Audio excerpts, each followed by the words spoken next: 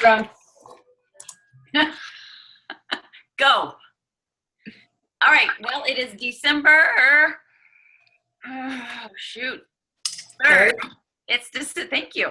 It's December 3rd, and we have the pleasure of having Lindsay Matway on our call, which was, I mean, in my, I'm sure unbiased opinion, is the biggest name in our coaching organization, and I'm just so proud that she took the time to do this because I know how busy she is. She's busy as a mom first, and we were just messaging, and she's like, I'm putting my daughter down, and then I'm going to come get on the call, and that's what I love about her. It's mom and wife first, and business second. It's God first, mom, wife and mom second, and business third. And I always love telling you guys the story about how I usually meet these brand new, or how I meet these super coaches first. And I've told Lindsay this before, but the very first leadership that we had was actually held in my hometown in Dallas, Texas. And I drive by that hotel all the time, Lindsay, and I think about you. But I remember the very first opening night, it was outside, and we had round tables all over the place, and corporate was speaking. And I looked over to my right, and I saw this blonde in this white dress, and I kept looking at her. And at one point in time, she got up to go, I'm sure, to the restroom, and just perfect. And I was like, oh, she's not going to last very long in this business. That was my first impression of her. And it was, I mean, that was so judgmental of me, but I mean, she's just a beauty. And I just, beautiful, sorry, it's the brunette in me, but beautiful and blonde. You're just like, it's just a flash in the pan. And she absolutely has not been. She is right now one of only 3-time 15-star diamonds. And I know she's just a hair away from 4-time. How close is your 4th business center? It's 10. It's been up to 12, but it's not there right now. Okay. So she's right there, being the only and the highest ranked superstar coach in the business, which says a lot about her right there. I could tell you she's funny because it's Lindsay Matway and Melissa McAllister. So we're always right here. So I always see her credentials and everything. And we're pretty close. When we were in Tahiti together, I remember sitting at that amazing white party and huge tuna and all of you guys have no idea. The dinner, we sat and had dinner together, and we were neck and neck at that point. I remember we were comparing volume and stuff, and I'm like, she joined after me, and we're about neck and neck, and she is since then. She has surpassed me, and the reason that she does is because she has really learned how to leverage recruiting, I guess you would say, to bring on business builders. She's got such a knack for that. And it's obvious because she's attracting who she is. She's a business builder, and she's doing an amazing job of just finding and attracting people who not only want to get healthier, but more importantly, they want to change their life financially, and then they want to help other people do the same. So I asked her if she would speak with us today, because I don't even know, Lindsay, if you started off, I know you talk about your early coaches, how they're kind of different than your coaches now, but how that transition happened and how you realized what it was that you had to do in order to take this business of health and fitness, which is very important and all of our passion, of course, but to take it from that and to actually show people this can be so much more than just your health and fitness. This can absolutely completely change your life, more than you could ever imagine, and you've done it very well. So I have the pleasure of introducing you to my team as someone I look up to in this industry, and also someone I call a good friend. So you guys are very lucky. Take it away, Lindsay. Well, I'm pretty sure that's the best introduction I've ever been given. So thank you. And I actually quite adore being overlooked or underrated back then, because I thought I have everything to prove. And I did. I had no credentials even going into it. So I was only kind of known as a blonde, and I played into that for a long time. I kind of fell into that role. That's who society said I should be. And so I thought, okay, well, that's what people want. I'll go do, bikini modeling. I'll go work at a place that's called Wing House, but it's actually like a Hooters. And that's what I did before Beachbody. I just thought that's what people want. I actually knew that I wanted to do something big with my life, my entire life. So I grew up with alcoholic parents. And I was always sort of the adult. I grew up really, really quick, and I took responsibility for my brothers.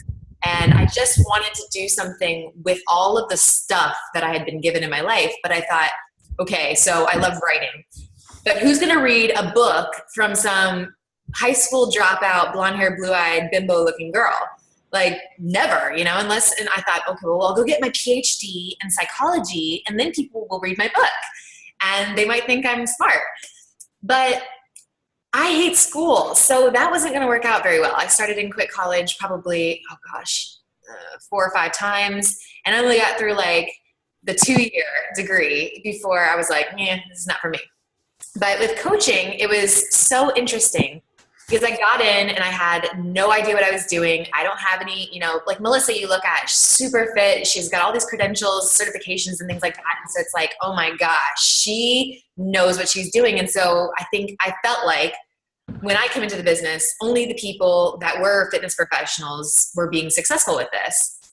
And so I dealt with this feeling of like, it's not going to work out for me. I don't have an upline. I don't have anybody to help me.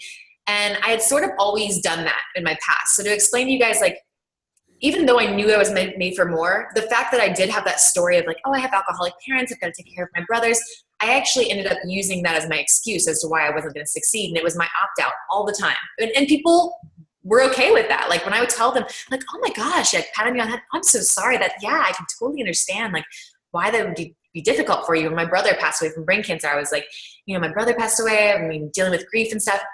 And people were totally understanding of the fact that I was going to bail out and be a failure. And they were cool with that. But eventually when I had my own daughter, I had like this aha moment in the fact that for the first time in my life, even though I've been like trying to take responsibility for everyone else, for the first time in my life, I was actually responsible for somebody. Like God had said, hey, this person like is in your hands, and I'm trusting you with them. And I was actually in the worst financial shape of my life. Everything was going awry. We had bought a house right at the peak of the market, and everybody knows how that went after that. We thought I was born prematurely, and we had all this debt from medical bills.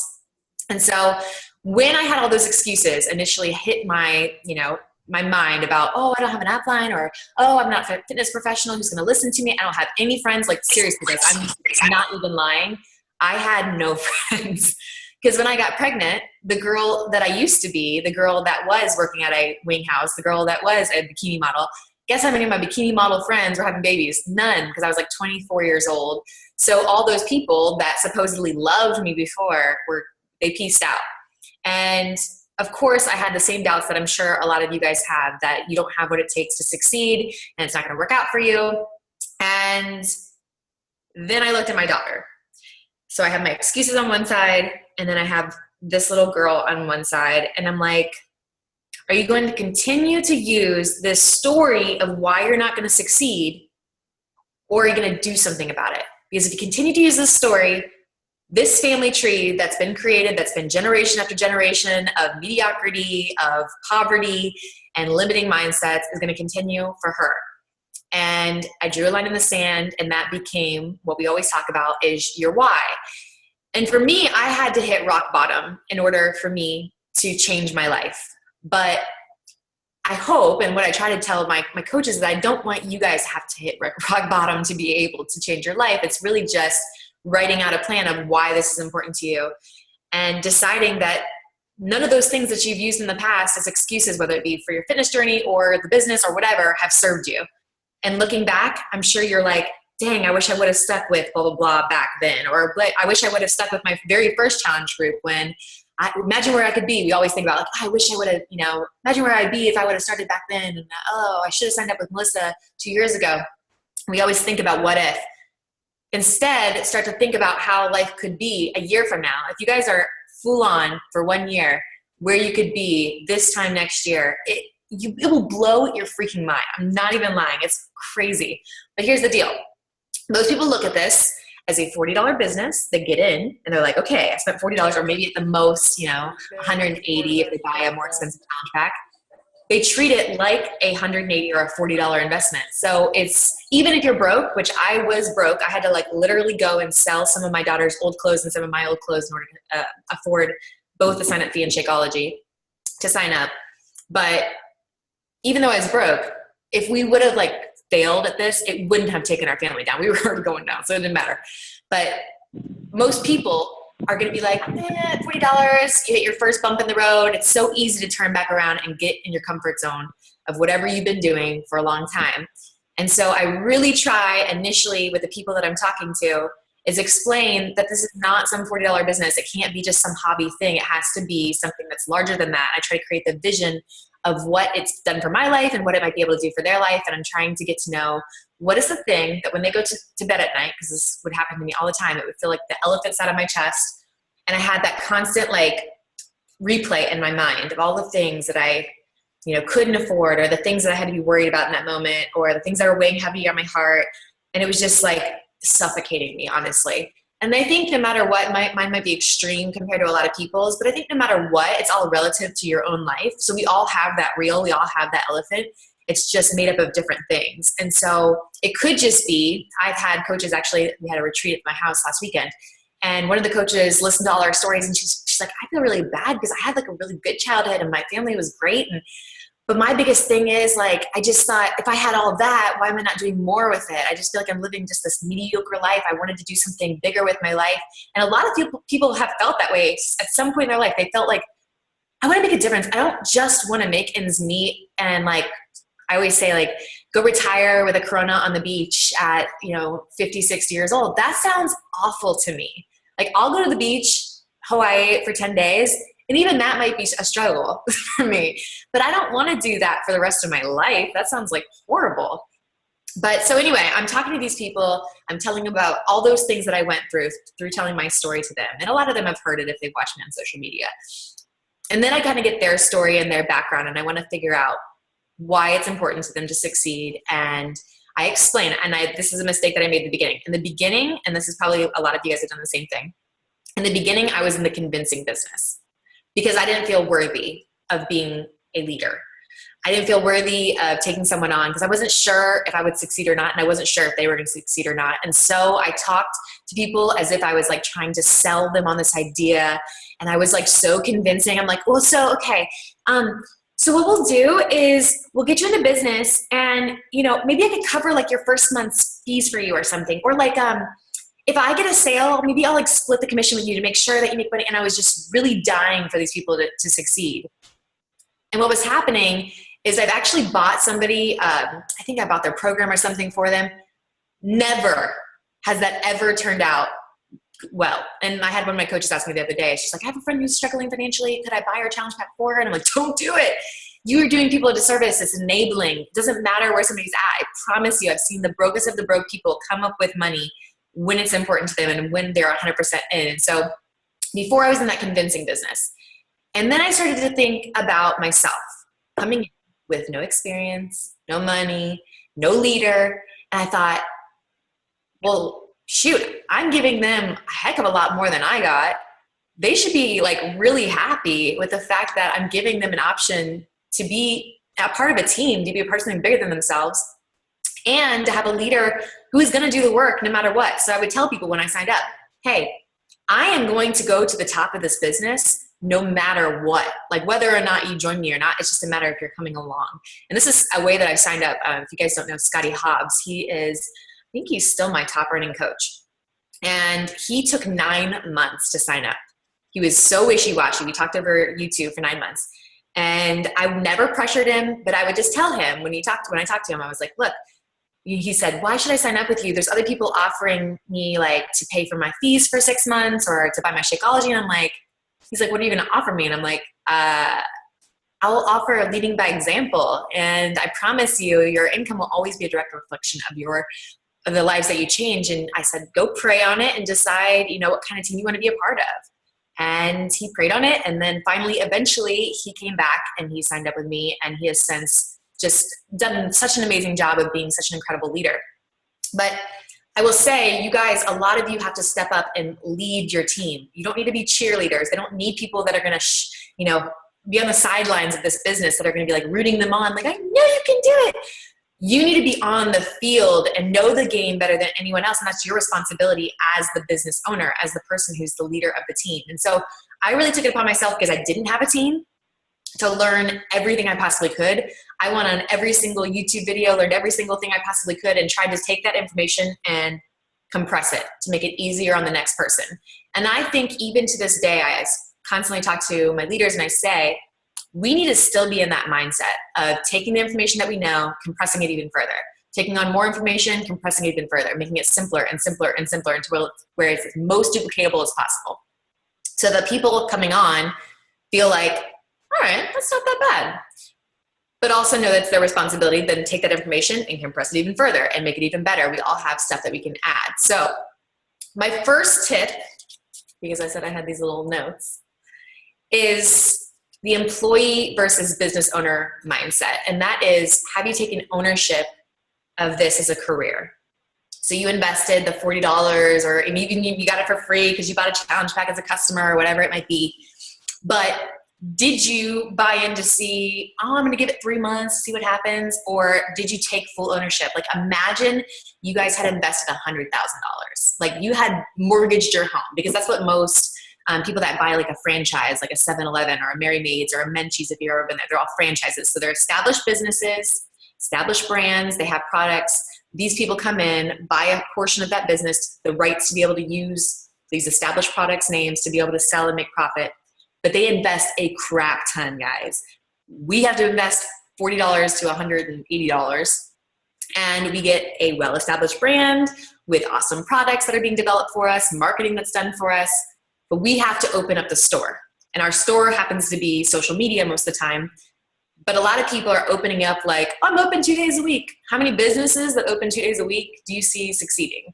Probably not very many. If you went to 7-Eleven as a customer and there was a sign closed on the window, or there was no products in the store and you wouldn't even know it's a 7-Eleven, there's no signage, you probably wouldn't go back to that location, right? So a lot of people that I see of my own team, I will go on their page and I'll be like, girl, I can't even tell, like, if you're a coach, it's just baby pictures all over the place. So if they're actually open for business, I want to see not just a bunch of Beachbody marketing, but I want them to make it their own. That's the blessing that we have, because with the franchise, you have to take what they give you and 100% stick with that. But if you're a Beachbody coach, we have the blessing of being able to take what they give us, this awesome product, but twist it into our own thing. I get to be myself. I don't have to be, all about every program.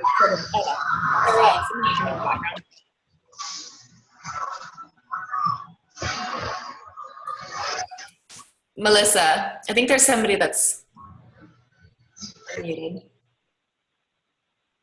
I think you're muted. Okay, we're good. All right. So anyway, what I want to be able to see is, one, that you are open for business, but two, that we know why. Because I think too many people just get in business and just throw product out there or throw messages out there, and it's just information. But there's no actual content of a story that goes along with that information, and I think that's really important.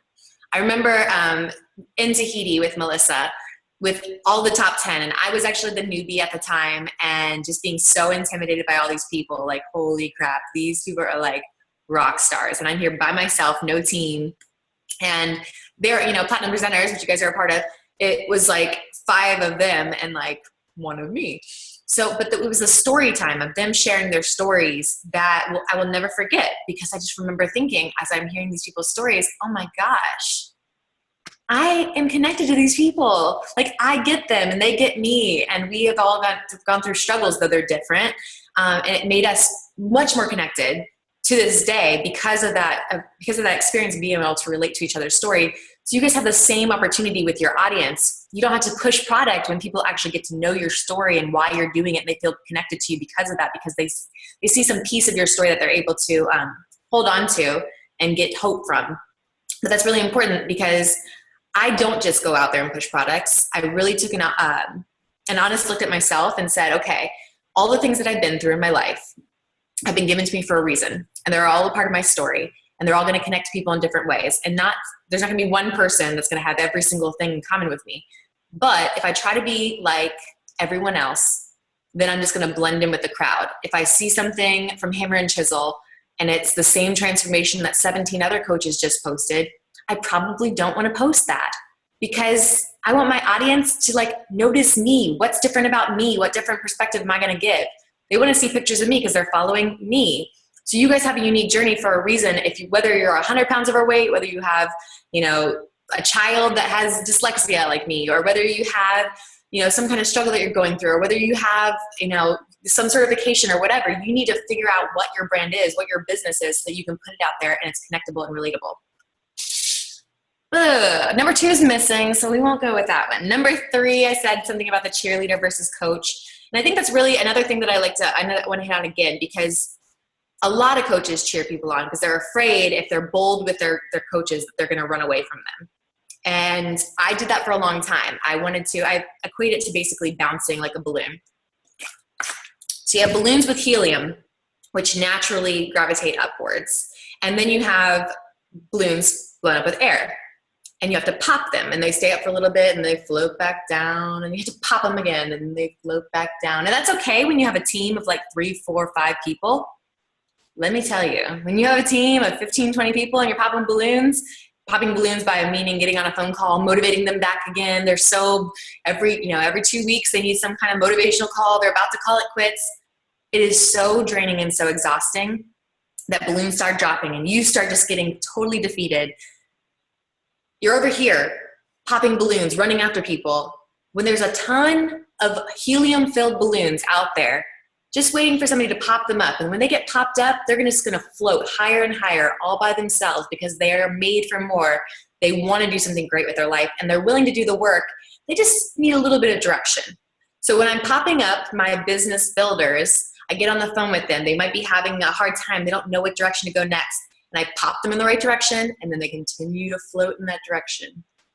And those are the people I decided I was going to invest my time with, because if I'm over here being a cheerleader, telling people what they want to hear, yes, they like me, but I'm actually, if you look at like cheerleaders in football, how much do they get paid? Nothing. Let me tell you, because I have cheerleaders on my team, they get paid nothing. And Melissa lives in Dallas. Dallas Cowboy cheerleaders are like the most famous cheerleaders of all cheerleaders. They're so amazing. They still get paid virtually nothing.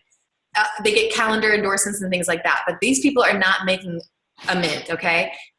Even though they are praised and they are liked.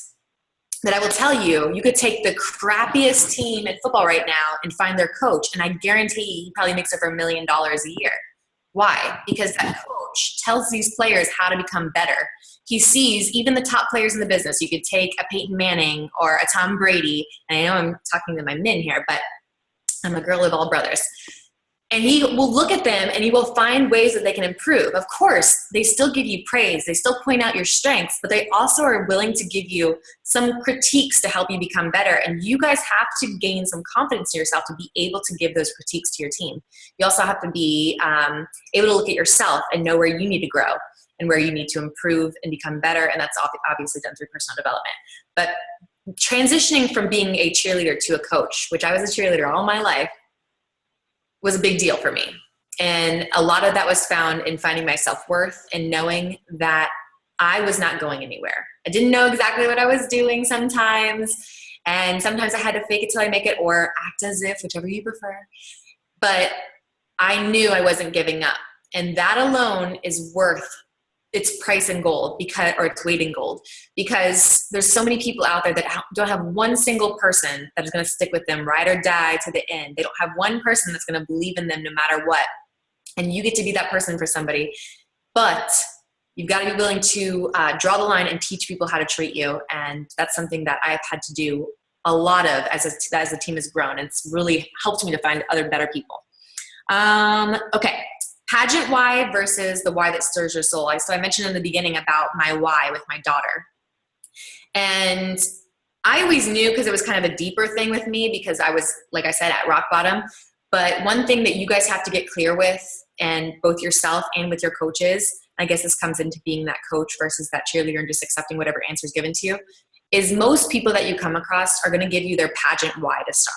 They're going to come, this girl today actually, she was like, well, I just always really been called to help other people. Like, I literally just feel it in my soul that I'm just supposed to help people. I just care about people so much that I just know that I'm supposed to help people. And so I just feel like I'm going to help a lot of people through challenges and to lose a lot of weight and feel better about themselves. And I was like, oh, that's awesome. So tell me more about your past. So tell me about like what it was like for you to grow up. And she's like, well, I didn't really have the best hand of cards dealt to me. Come to find out, after like asking this girl some questions, This girl literally has my duplicate story. She had 2 alcoholic parents. She dropped out of school in 10th grade. She's done drugs herself. She's dropped out of high school. Let's see. Oh, she's been married before, it failed. I mean, she finally had a daughter. Now she's turned her life around, and she took care of her siblings growing up. The reason why she likes to help people is because her whole life, that's how she found self-worth, is through helping other people. What she needs to do now is help herself. Because when she starts to help herself and realizes that she can't help anyone do anything, that's what alcoholic parents do. You have to help yourself and you inspire others by taking action. I told her, I'm like, have you ever shared any pieces of your story? Because you have such a crazy story. And she's like, no, I try to just share my workout videos and my food and show people, like the things that I'm doing to change my life and stuff. And this is a pretty girl. And I'm like, okay, no, you have to completely put yourself out there. So I challenged her at the end of that call. I said, for Throwback Thursday, instead of posting some workout picture of some person, I want you to put a Throwback Thursday to some place in your life where you learned a lesson that has served you today. I want it to be a tragedy turned into a triumph. I want it to be something bold that nobody would ever expect from you. Some people are worried you don't want to call it your parents, or you want to call it whatever. It doesn't have to be related to anybody in your family. It can be something personal. But people need to see vulnerability from you in order to connect, in order for you to be a real person. If they just see ab pictures, or if they just see paychecks, or if they just see your meals and you're always working out, that's not relatable. And I see so many people, Melissa, how many people have won like the $100,000 transformation and done nothing with the business? Nothing. Or how many people have just these ridiculous followings? I had a girl sign up with me. She has 100,000 plus people on her like page, and she does fishing and stuff like that. This girl signed up and did nothing. And I was up her butt, trust me, because I thought, oh, gold mine. This girl's amazing.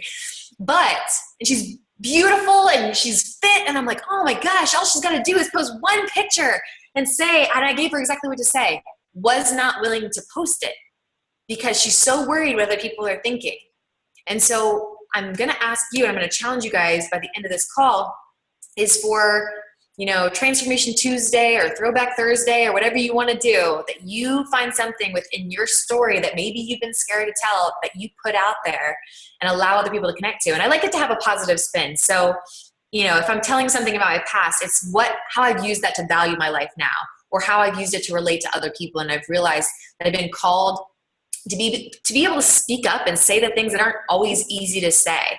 So that would be a big thing for you guys when you're finding the people that you want to work with, is telling your story. Because I'm telling you what, your clean eating stuff, which is awesome to post too, is not going to attract business builders. It's going to attract people that like clean eating, but they're not necessarily great at the business. And so that was one thing that was really important for me, is not all fit people make great coaches. Not all people that like clean eating make great coaches. Not all people that like network marketing make great people for my team. I liked people like me. So the more I shared more about me and was vulnerable, the more I attracted people naturally who were like me. Let's see. So that was the pageant why versus the why that stirs you. And I think that's really, really important for you to get clear as you're going into the new year, because you might be riding on that pageant why still. Or if you re-engage with your coaches, asking them what their why is and really getting down and nitty gritty and not just accepting the first answer. Super important. Because that girl, she posted and tagged me in a post today saying she finally gets it and she's changing her life for the better. So I have a feeling you will see a girl named Ashley Burdine that will blow up in the business because she's finally figured out what her real why is. Boss versus mentor mentality. So I don't know about you guys, but I did not get in this business to be strapped to my computer and micromanage people. I don't do anything micromanaging in my team. I know every coach is different. So if you're more of like the personality types, if you're more of a melancholy or an emerald, depending on which one you follow, and you like the structure and stuff, you might enjoy that kind of stuff. I personally am like anti anything organization. So I don't want to track everybody's everything. That's not what I signed up for. I signed up for freedom and being my own boss and inspiring other entrepreneurs who want to be their own boss. And so I decided, I remember working with like Shalene, and Melissa's worked with Shalene as well. If we had an assignment and we didn't do it, Shalene wasn't dialing me up to figure out why I didn't do my assignment. Where did I go? No, Shalene's moving on with her life. She's not worried about me. She's there to give me shortcuts, to provide information that might benefit me and to give me advice based on her own experience, but she's not there for her to do my business for me or to hassle me or to keep me accountable. You know, that's not what we actually are doing as coaches. And so I established that right off the bat with my coaches to tell them, hey, look, I will always match your efforts. You walk, I walk. You run, I run. You sprint, I guarantee you I will keep up. But if you stop showing up, I cannot chase after you because I've got a tribe of people that want to change their life and I've got to work with the willing. And if I leave to chase you down, I'm leaving behind all these people that really are working hard towards their dreams. Now, I will never abandon you. So I'm never going to, if you drop out for a little while, let's say something happens to your family and you can't, stick with it for now. If you come back and you're willing to work, I 100% am here for you. Never going to abandon you. But I have to set boundaries in the fact that I'm only going to match your efforts. So I'm only going to meet you halfway. I can't do it for you. And I think if I would have established that sooner, I would be even further than I am now. It took me at 6 months in the business, I was making just under $250 a week. And that was working 80 plus hours, spinning my wheels, trying to figure this business. I had no idea what I was doing. Like I said, no following, nothing. If I would have stopped chasing people down and I would have spent all that time I was chasing finding new people to talk to, maybe posting more YouTube videos, or maybe liking and friend requesting more people on social media, or maybe even going out and actually meeting people face to face. That would be my last choice, but it's all dependent on what you like. So I'm asking you guys to establish these guidelines with your team, no matter how small, if it's just one or two of you, that you guys will be mentors, not bosses, and that you will not be over someone's shoulder trying to figure out if they're going to do something. You'll be more worried about what you're doing and inspiring them and being there for them if they need you. Okay, next thing. Scarcity versus abundance. And I think a lot of times because we are friends with so many coaches, we start to get freaked out. And this is one of the things Ashley on my phone call today mentioned. She's like, I feel like everybody's a Beachbody coach right now. And I just feel like I'm running out of people to talk to. No, guys. Think about the world, okay? If we were to go to a restaurant tonight, it's a little late. Let's say we were going to the ice cream parlor and it was jam-packed. We were to sit up and shout and say, hey, can everybody that is a Beachbody coach please raise their hand? There'd be like maybe one person, maybe. And then all the people that are on Shakeology, please raise your hand. Like maybe one, maybe, or maybe two if you're really, really in a high saturated area like Dallas, Texas. But I guarantee you there are so many people that don't even know what Shakeology is. They're still calling P90X PX90. They have no idea what coaching is or that they can even be a coach. It's just the fact that we're surrounding ourselves with like-minded people like ourselves, and that's all we're seeing in our newsfeed because those are the people that we comment on. So if you are only seeing the people in TeamMADE on your newsfeed, not that you need to block them or anything, but just start making lists on Facebook. If you don't know how to make lists, Google it because it's super, super beneficial for me. You make a list and you add all the people that you're adding on social media. You add them to a list. It can be potential customers, new ads of 2015, whatever. I name mine all kinds of different names. Sometimes I do it by month. And then I can go to that list on Facebook and only the things that those people in that list have posted on social media come up. And that's how I re-engage with all these new people all the time. Is I would add people on social media, add them to my little list. I'd go to that list and that's the only thing that I would spend my time on. I'm not worried what Melanie Mitro is doing on social media because it doesn't benefit me. Like if I'm seriously running out of ideas, that's when I go to other coaches' Facebooks. But more so often, I go to their Facebooks and I'm like, oh gosh, I need to be doing that. And it just distracts me from what I'm doing. I need to be focused on what my game plan is and making sure that I'm running my own race and that I'm connecting with people, both my current coaches and my prospects all the time. Because this is a relationship business and I need to be working on that kind of stuff. Have an abundance mentality. There is no lack of growth in Beachbody. Like we have seen such a huge surge over this last year. But it's by no means slowing down. I know November is kind of a month that sort of dips a little bit, but I promise you after this past week, it'll start to climb back up, and you'll see January, February, March, there's this big boom. And actually I have a little slide I can show you with my actual numbers for my first 3 years to kind of give you an idea of what it's looked like for me. Let's see, where's screen share? Here it is. Okay.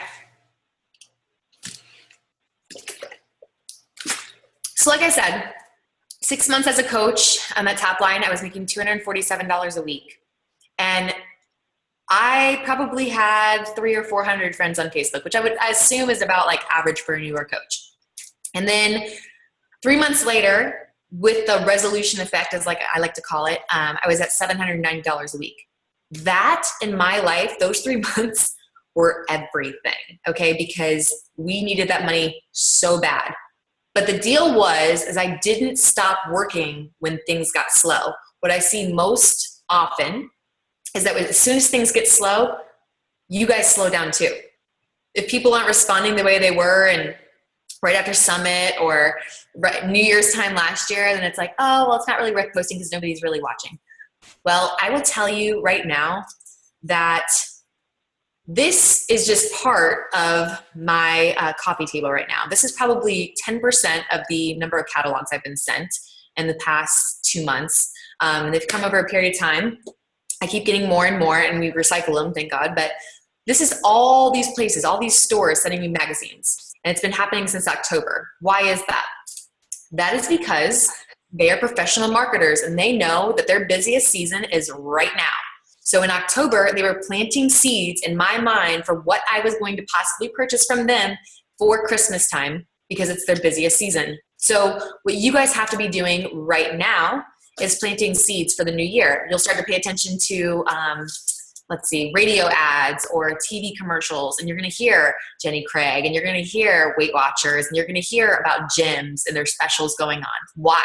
Nobody's buying gym memberships right now. Everybody's eating and gorging themselves and going to Hollywood crazy, because they know that their busiest season's around the corner, and they want people to think of them when they go to, you know, start their New Year's resolutions. And so you guys have to think the exact same way. I actually get more fit from October to December every single year than I am the rest of the year, because I am so dang consistent, because I want everyone to think about me when they go, okay, how am I going to shape this year?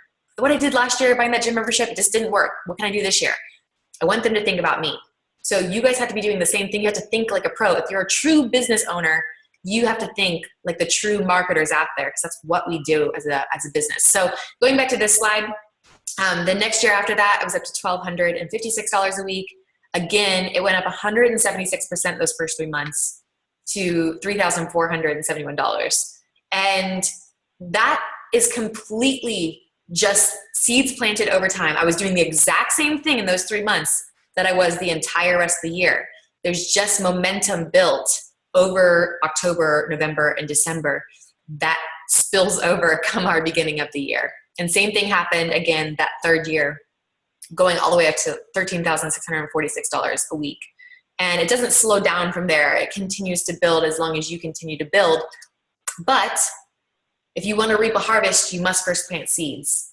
When people come out of the woodwork come January, if you haven't been posting and haven't been consistent, they're going to think of that one other coach they know of, or they're going to go and buy a gym membership, or go to Zumba, or go to CrossFit, or whatever. There's no lack of, you know, opportunities out there. But let's say that person saw that Transformation Tuesday that you posted about the fact, you know, that you've lost 40 pounds with Beachbody over the last year, and that you have a similar thing to them, and you got so vulnerable in that post, and they just so connected to you and felt like they could trust you. They might go to you before they go to some blanket corporation, because it is a scary thing to talk about health and fitness when you are, especially a woman. It's vulnerable. What makes somebody trust you, or what makes somebody come to you, is that they feel like they can trust you or relate to you, and that you'll understand what they're going through.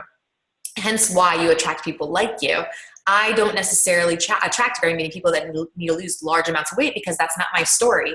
And so they feel like, what does that girl know? She could never tell, you know, she doesn't understand what it's like to be me. But I attract a ton of girls that need to lose that 15 to 20 pounds after having a baby, that are struggling financially, that would love to be at home with their babies, but are having, to possibly put them back into daycare. And they want to be able to contribute to their family, but man, being a stay-at-home mom would be their total dream. And they love the fact that they, are introverts and they want to be at home, but they still want to have a social relationship with other women that would be positive and move them forward. And I'm like, sharing my stuff left and right. And they're like, oh my gosh, she seems like she has the dream job. And then eventually I make a post that I'm accepting, a few people in my mentorship program. And those people finally have that day where they're like, dang it, I'm going to try. And they jump in and there they go. So if you guys want to have that happen in your business, I challenge you, if you haven't done it in the last 2 months, that you go full on now through the end of the year, because you still have enough time in this year to make that happen. Let me stop the share. I also wanted to point out, so consistency is key. This is Frontgate, and they have sent me more catalogs than anyone. And guess who I'm about to place an order with tonight? Frontgate, because they keep sending me it. I kept throwing it away. And then I got this one today. I'm just feeling like an itch for online shopping. And I saw this one thing in there. I'm like, you know what? I'm going to go get that. The consistent one, the one that did it the most, the one that was most consistent with sending me their advertisements is going to get the sale. Even though at first I was like, no, we're going to be in, there was a lot of Christmas stuff. I was like, we're going to be in Hawaii for Christmas, so I don't need it. So you guys need to make sure that even though these people might not be purchasing right now, that you are constantly being consistent with your message. All right, instant gratification. This is the last one. Instant gratification versus long-term success. This is a definite important one in this business. I know that I didn't get rich quick, and I don't think that Melissa did either. It took a lot of grit, and it took a lot of patience. There were many nights when I was in that 6-month period that I was making that $200. My husband would come home from his bar job, and he would make $400 in a day.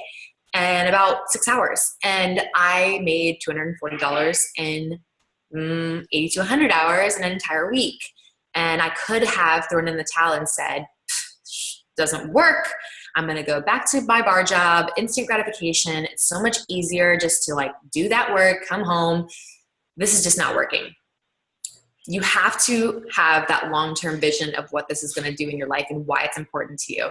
And you have to find other areas in your business to focus on than just the money. Because if you look at, I compare this to weight loss all the time.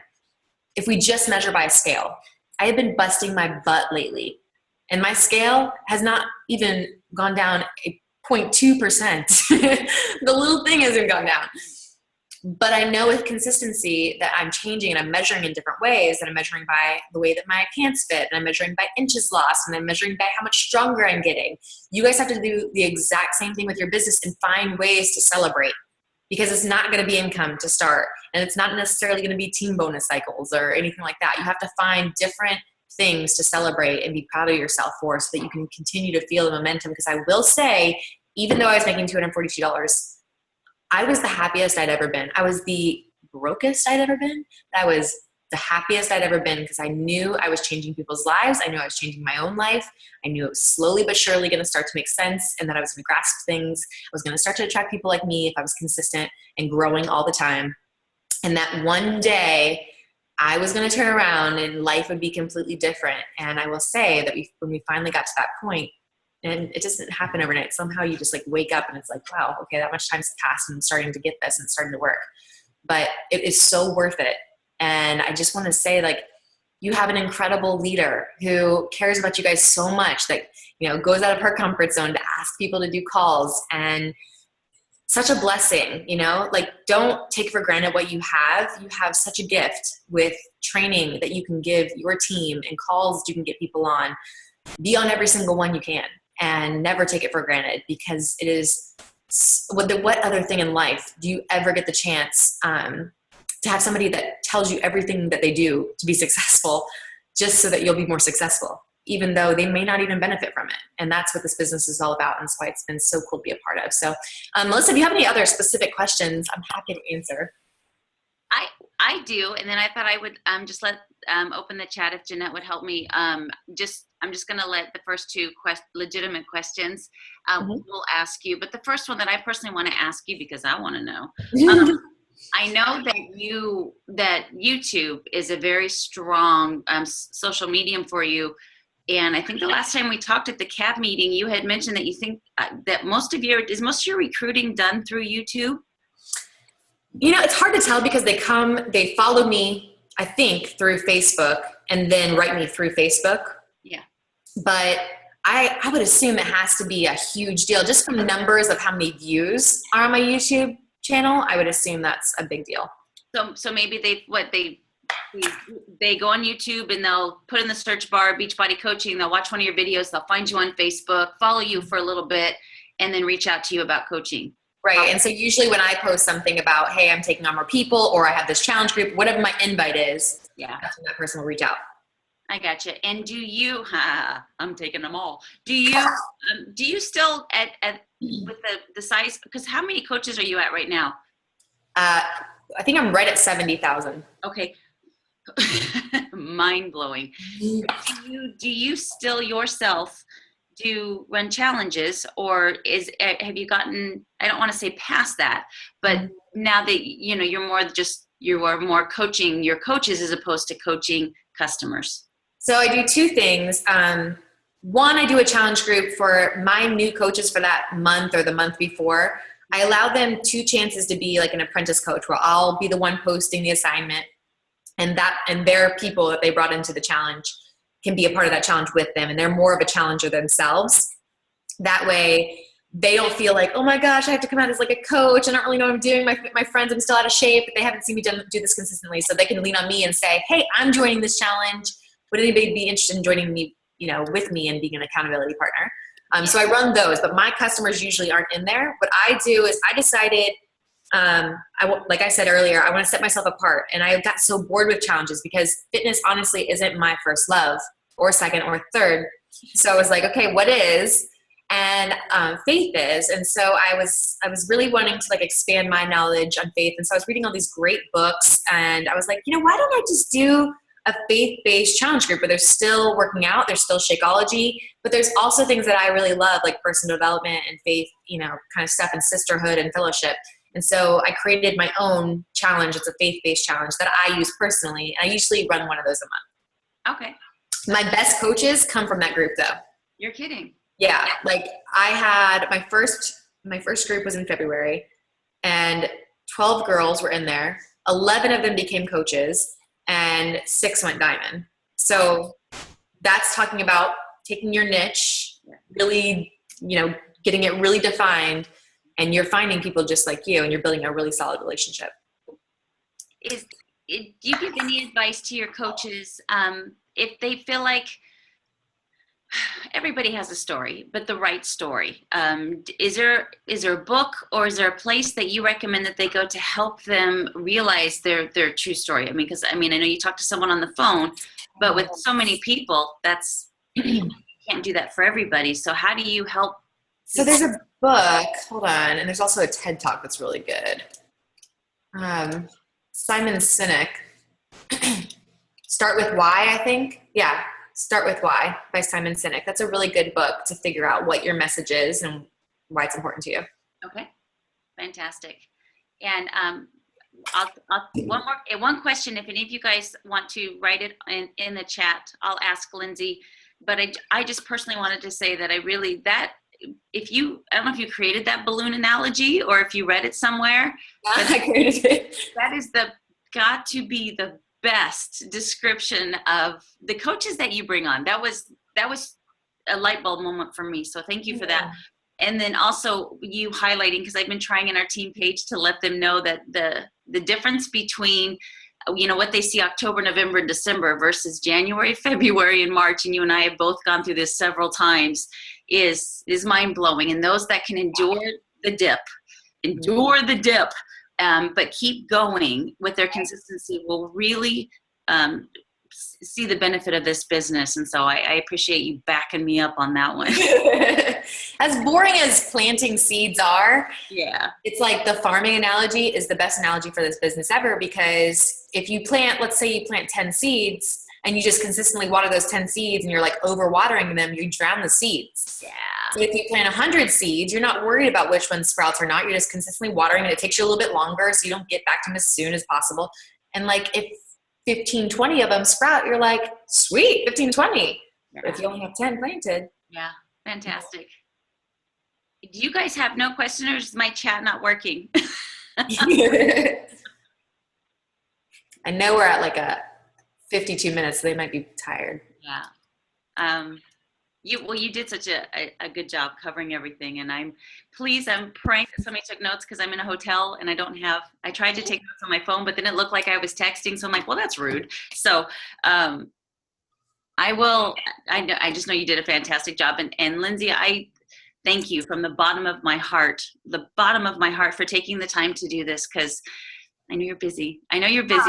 It's always that text you get. I know you're busy, but No. And it's funny too, because when I messaged her and I said, hey, would you consider doing my team call? I didn't hear from her for like 2 or 3 days, and I was like, no, I did not really. No, but you gave me a reason why, if you remember. And yeah, okay, gotcha.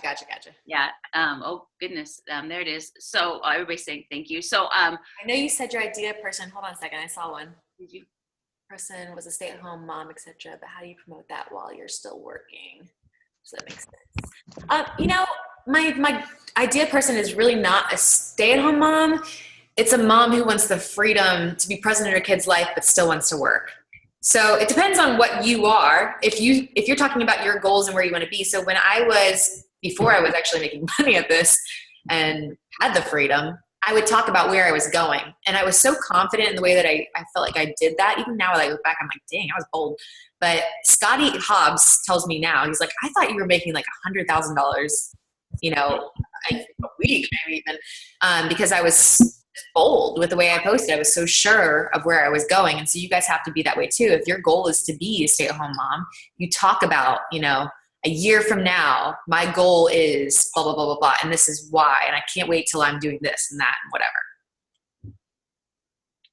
Great. Well, I'm gonna stop them. Don't look at it, because they're gonna ask you more. And I'm gonna get you off the phone, because I know it's really late in Florida.